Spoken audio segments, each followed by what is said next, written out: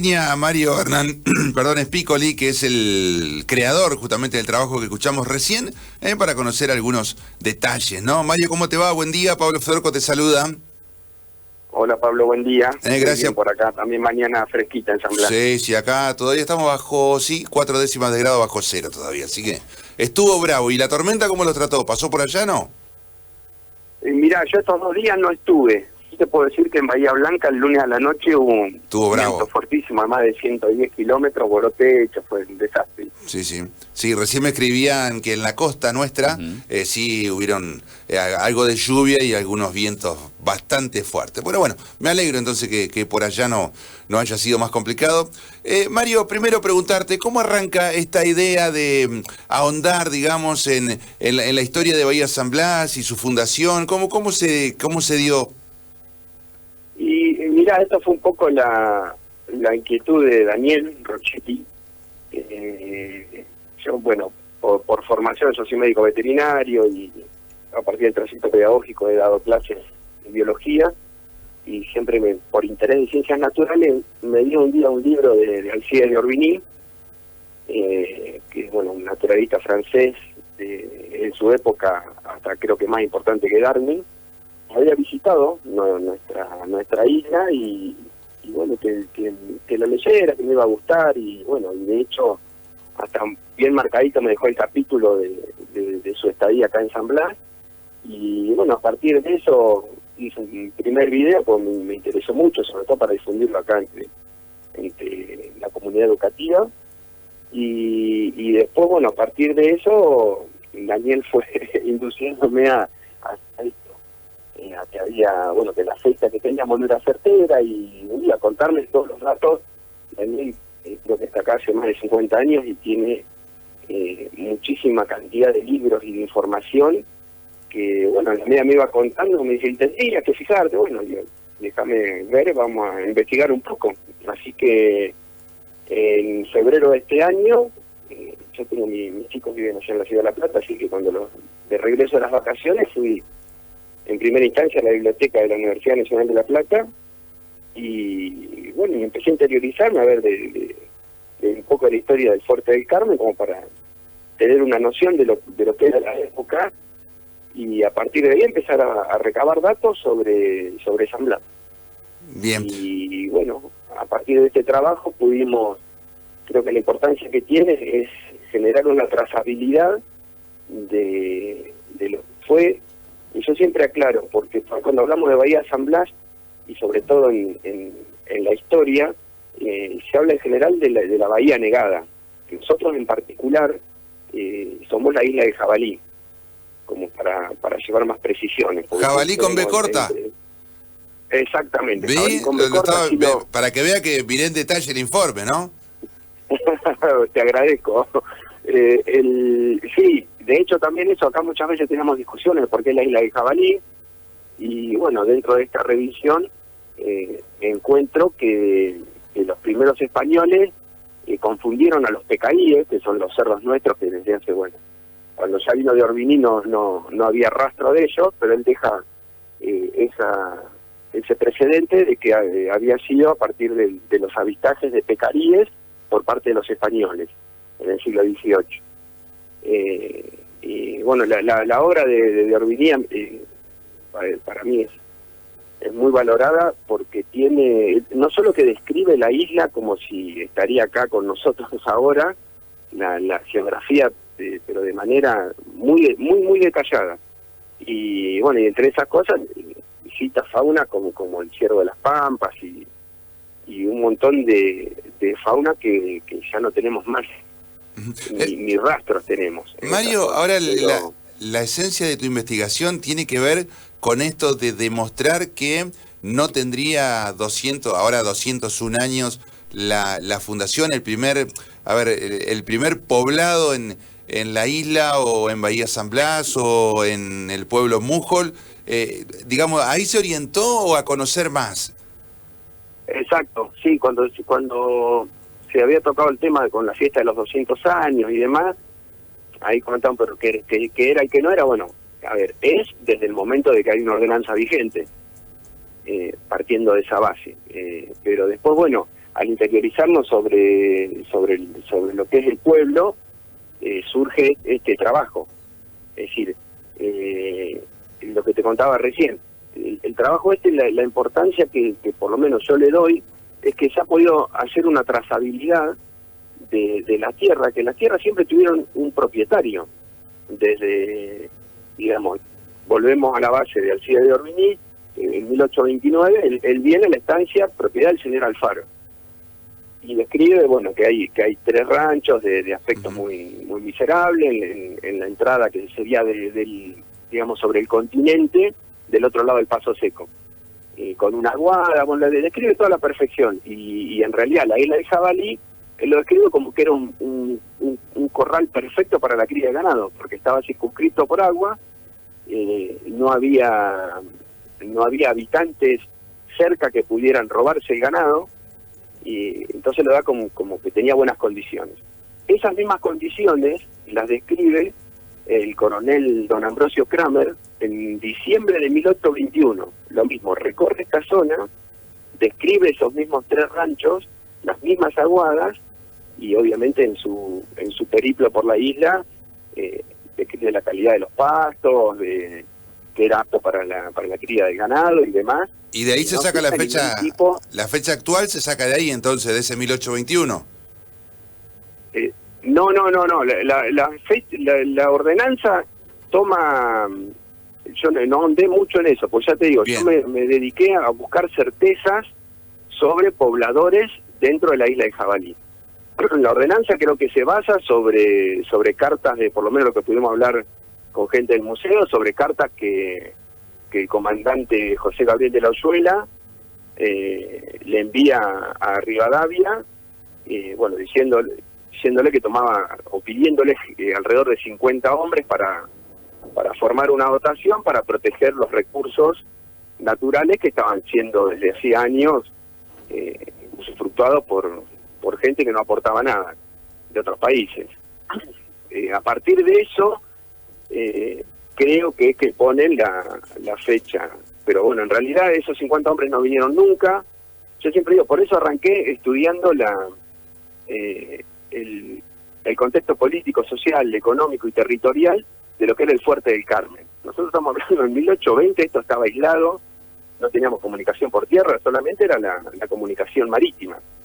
Entonces, bueno, a partir de ello, de la Oyuela hace un censo que arroja 471 habitantes y 15 libertos. O sea, 15 esclavos recuperados que habían recuperado su libertad. Bien. Exacto. O sea, era muy poco probable que destinaran 50 hombres para hacer algo a 100 kilómetros del Fuerte del Carmen, cuando la vía en esa época creo que no superaba los 30 kilómetros a la redonda. Ya después tenías asentamientos indígenas, bueno, y otra serie de factores que nos daban para desproteger el fuerte, porque convengamos que estaban rodeados y asediados permanentemente por el acecho indígena. Si bien había indios alrededor, que eran los indios amigos con los que se comercializaba desde antaño, no con todo era lo mismo. Después tenían los indios detrás de la cordillera que, bueno, hacían sus expediciones y arrebataban todo ese ganado que podían, y las producciones no solo de esos indios amigos, sino también de los pobladores del Fuerte del Carmen. Bien. ¿Y por qué? Por eso digo, sí. En ese momento la vida pasaba, o el progreso estaba por las costas del Río Negro, es decir, Río Negro hacia arriba. De hecho, yo la bibliografía que he consultado para entender cómo venía, todo te habla de lo mismo, de 1820 hasta 1840 creo que fue, se fue extendiendo la frontera y bueno, fue inmanejable, no se pudo defender y se retrotrae prácticamente a 1820 y pico, 1830. Bien, vos sabés que yo estaba mirando recién, Mario, por ejemplo, poniendo en Google, porque como veía todo este material que vos nos decías, que está documentado, digo, bueno, y vos me hablaste tanto en estas charlas previas, no, porque vos mirás en Google, buscás en Google, bueno, entonces puse Fundación San Blas y arranco con Wikipedia, me dice Fundación 18 de abril de 1881. ¿Sí? Miro otra programación, festejo por los 108 aniversarios el 1 de octubre. Me dice que el 18 de octubre, que es cuando arranca la temporada, que es la fecha que yo tengo, digamos, es la inauguración de la Fundación del Pueblo. Hay un montón, digamos, igualmente en la información que está desordenada. Claro. Como que bueno, uno de los principales, de lo que son las tecnologías de la información y la comunicación, cuando por ahí nos toca hablar del tema, sobre todo con el tema de alumnos, es siempre clasificar y observar de dónde viene la información, porque todo está sustentado. Si vos te fijas en lo de Wikipedia, lo que se hace referencia con esa fecha fue del primer organismo oficial asentado en la zona, que es lo que hoy es prefectura. Eso, hay un informe de 1999 donde se le pide a la Secretaría de Museo o Historia, no sé bien cómo se llama, de la prefectura, informan eso, que en esa fecha se había destinado a un encargado, 6 marineros y una embarcación acorde para regular los movimientos, porque lo que es el puerto, esa es otra, como dice la aclaración de Bahía San Blas, otra cosa es cuando hablamos del puerto de San Blas. El puerto de San Blas no está concebido como una unidad institucional como puede ser, no sé, el puerto de La Plata, de Bahía Blanca, de Buenos Aires, o el puerto del Fuerte del Carmen en su momento. Es decir, es un puerto natural, era una zona de fondeadero habitual de todas las embarcaciones que desde el siglo XVI-XVII circundaban la zona. ¿Por qué? Porque es una zona de refugio, es un puerto natural de aguas profundas, y a partir de ahí, bueno, tenían sus actividades, por ejemplo, con lo que llamaban la caza de foca, que en realidad eran elefantes marinos. Uh-huh. Citando de nuevo a Orbini, cuando vino en 1829, ya hacía años que no había ninguna colonia próxima. La más próxima que estaba era en la zona de Punta Rasa. Bien. Por eso digo que hay que buscar bien la información y filtrarla. De hecho, yo primero accedo a la información de biblioteca, como te dije primeramente, de la Universidad Nacional de La Plata, la biblioteca de la legislatura, bibliotecas digitales. Yo estaba haciendo un raconto y tengo 46 sitios visitados por internet. Así que imagínate, y de cada sitio tenías otros sitios vinculados. Entonces lo que hay que filtrar bien, yo primero me basé en toda la bibliografía que iba encontrando y tratando de buscar esos datos que yo quería plasmar en este informe que se pudieran certificar. O sea, que vos, yo te cito el informe de coronel don Ambrosio Kramer, y si vos lo googleás, lo vas a encontrar. De hecho, cuando yo lo encontré en papel, lo busqué y lo encontré por internet, y cuando se lo comento a Daniel, yo estaba en La Plata en ese momento, Daniel automáticamente lo buscó, lo compró, y creo que se lo mandaron de Francia. Uh-huh. Mario, fíjate que te hago una consulta. Ustedes, digamos, con todo este informe, pretenden llevar la documentación al Consejo Liberante y que se cambie la fecha de fundación. ¿Esa es la idea final? Mirá, en principio fue darlo a conocer. Yo ese video que vos viste, esa información, yo la terminé en principios de junio. Se había arrancado en febrero, lo terminé en principios de junio. Y esto sigue, viste, se siguen aportando datos, se siguen encontrando más datos. De hecho, yo el dato principal, que para mí eso ya es suficiente para entender de lo que es un pueblo, porque a ver, si nosotros hacemos esta trazabilidad de principios del siglo XIX a principios del siglo XX, que cómo fue pasando de mano en mano, de propietario en propietario, avalado por las leyes que lo regían, con los informes catastrales de la provincia de Buenos Aires, hasta que uno de los dueños, que es Julio Mulhol, solicita la aprobación al gobierno de la provincia de Buenos Aires para la creación de un pueblo sobre su propiedad en la isla de Jabalí. Y es ese papel que me lo proveyeron de la biblioteca del Ministerio de lo que era Obras Públicas antes, ahora no sé, no me acuerdo cómo quedó la denominación, donde está la resolución del registro oficial de la provincia de Buenos Aires, donde consta 15 de diciembre de 1908 la aprobación definitiva del gobernador en ese entonces, Ignacio Darío Irigoyen. Eso te iba a preguntar, si el 1908 que marcan ustedes tenía día y mes. ¿Me voy a quedar con eso? ¿15 de diciembre? ¿Tendría que ser? 15 de diciembre de 1908, pero a ver, no es una fecha que está librada al azar, es digamos, la autoridad competente sobre tierras de la provincia de Buenos Aires, que era el ministro de Obras Públicas Ángel Echeverri, a instancia del gobernador, al revés, el gobernador resuelve a instancia del ministro de Obras Públicas autorizar con replanteo, porque en una primera instancia se había presentado una planificación que bueno no habían contemplado la creación de edificios públicos y espacios públicos como plazas y demás. Hacen ese replanteo con planos y esos planos son los que aprueban el Poder Ejecutivo, o sea que hay una resolución del Poder Ejecutivo que es el que dice el 15 de diciembre de 1908, si le autorizamos al señor Muljo un campo de su propiedad en Patagones, aclaro entre paréntesis, San Blas, a la creación de un pueblo.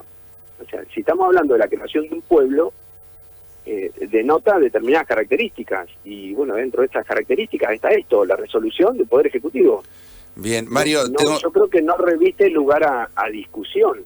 Ahora, después... ¿Cómo no vamos a discutir si es parte de la esencia del partido Patagones? Discutir ahora. Primero el elemento y ahora vamos a discutir. Sí, por eso... El tema es tener... No, pero obviamente porque esto engrandece a las personas, las relaciones interpersonales y los puntos de vista y demás siempre nos mejoran nuestra calidad de vida. Pero estamos hablando de, si vamos a decir que no, ¿cuándo se crea un pueblo?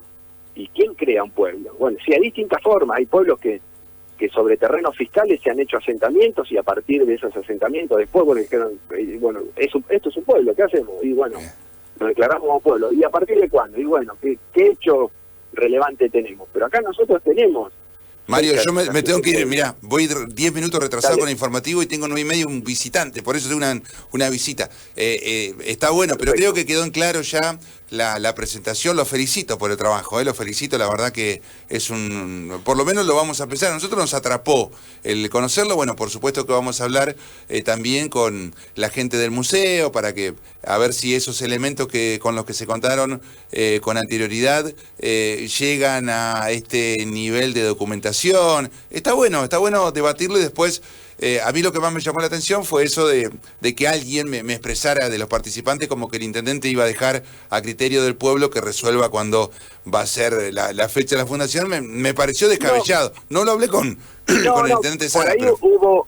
Por ahí hubo un malentendido. Yo lo primero que hice cuando tuve esta información con Daniel Rochetti y Andrés Lavecchia, que fue el que nos hizo el nexo con la gente del museo, fue presentárselo al museo. Con la intención... como digamos institucionalmente de avalar lo que nosotros habíamos encontrado, pero como una formalidad, porque ya te digo, están los hechos al alcance de todos en las distintas bibliotecas digitales y cualquiera los puede certificar.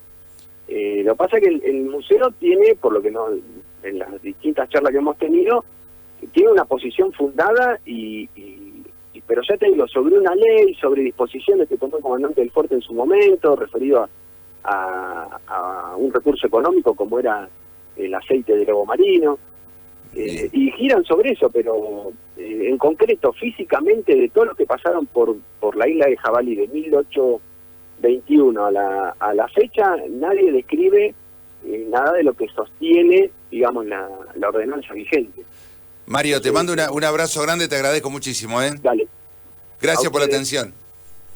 No, por favor, que tenga buen día. Igualmente, hasta luego. Bueno, ahí estábamos hablando con Mario Espécoli, vecino de Bahía San Blas, y bueno, parte de este gran informe, ha laburado muchísimo, así que ahí planteamos el tema. Tengo que ir rápido a la pausa porque estoy súper retrasado con el informativo, y dentro de un ratito, en 17 minutos, comenzamos a charlar con Huarte y Colombila aquí en la radio.